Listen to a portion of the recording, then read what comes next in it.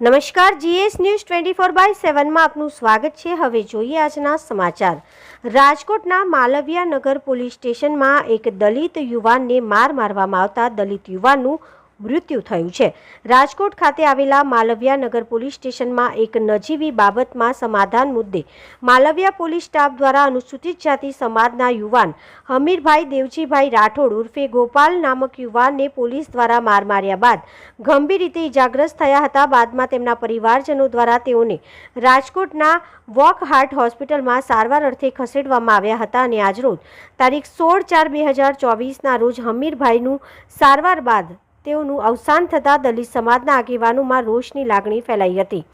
તેમના કુટુંબીજનો સાથે વાત કરતા જાણવા મળ્યું કે માલવિયા નગરના એએસઆઈ અશ્વિન કાનગડ અને બીજા 3 જેટલા પોલીસ કર્મી દ્વારા હમીરભાઈ દેવજીભાઈને ઢોર માર મારતા તેઓને માથાના ભાગે વધારે ઈજાઓ થઈ હોવાથી તેઓનું અવસાન થવાનું જણાવેલ છે।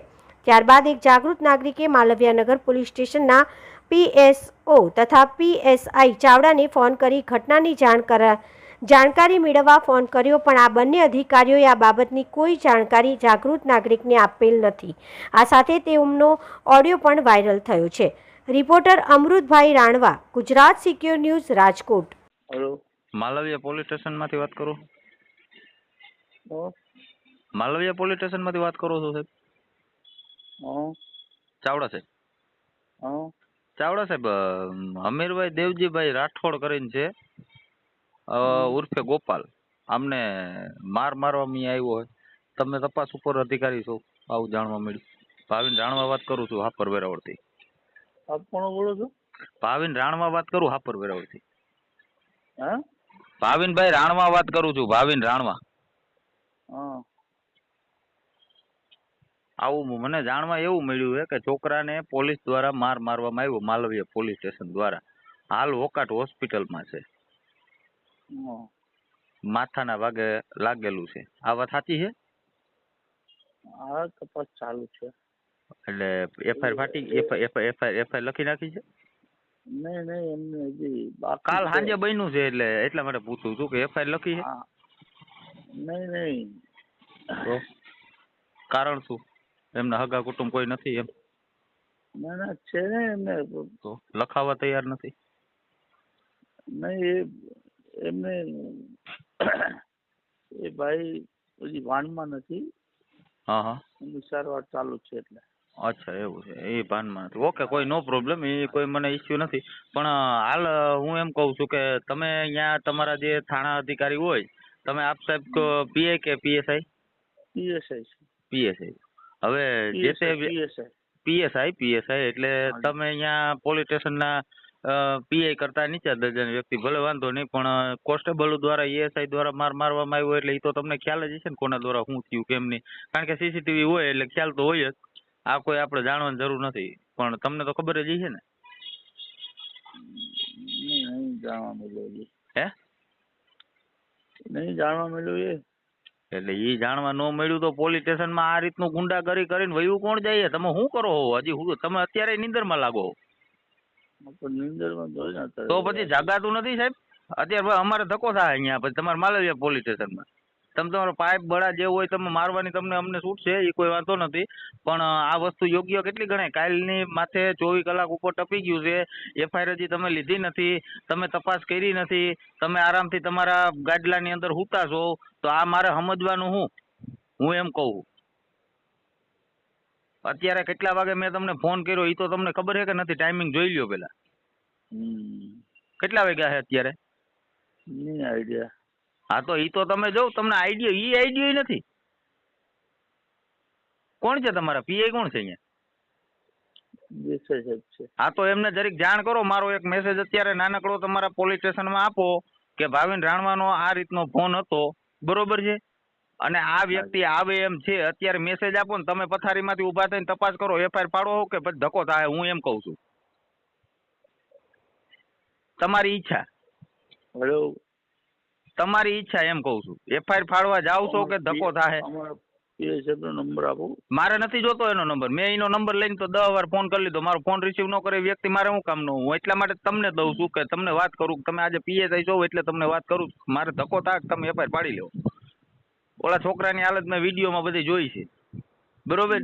જે વ્યક્તિને માર માર્યો હોય એ બધું જોઈ છે ને તમારી દાદાગીરી બધાની મેં જોઈ લીધી એમાં. બહુ બહુ અસલ, બહુ મસ્ત છે એમ. મને મજા આવી કે આવું તમે કરો.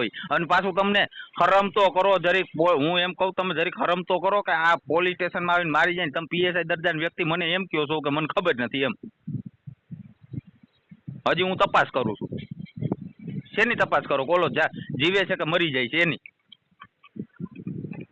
ઉભા થાઓ સાહેબ, હું તમને 15 મિનિટ પછી રાઈટ કોલ આપું છું. બેન જાણ કરો. હાલો, ભાવિન રાણવા વાત કરું છું, સાપર વેરાવળથી. બોલો બોલો. Malviya police station. હાજી. હવે કઈક ત્યાં તમારો બનાવ બન્યો છે, કઈક છોકરાને કોકને માર્યો છે એવો વોટ્સઅપમાં આવ્યું હતું અત્યારે. કોણ બોલો આપ? ભાવિન રાણવા વાત કરું છું, સાપર વેરાવળથી. હાજી બોલો. તમારે અહીંયા કઈક માલવિયા પોલીસ સ્ટેશનમાં બનાવ એવો બન્યો હતો, વોટ્સઅપમાં આવ્યું હતું, કઈક છોકરાને માર્યો છે પોલીસ સ્ટેશનની અંદર પોલીસ વાળાએ. સાચી વાત છે? નામ શું કઈ આવડે છે એનું? હા, નામ છે અમીરભાઈ દેવજીભાઈ રાઠોડ ઉર્ફે ગોપાલ. ચાલો.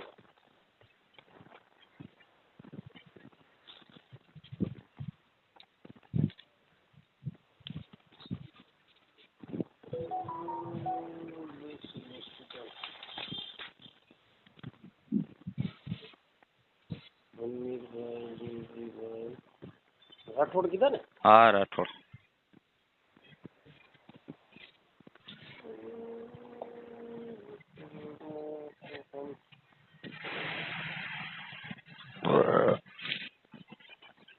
હા, અમીરભાઈ દેવજીભાઈ રાઠોડ. હા, મિત્ર બોલો, શું જાણવું છે આપને?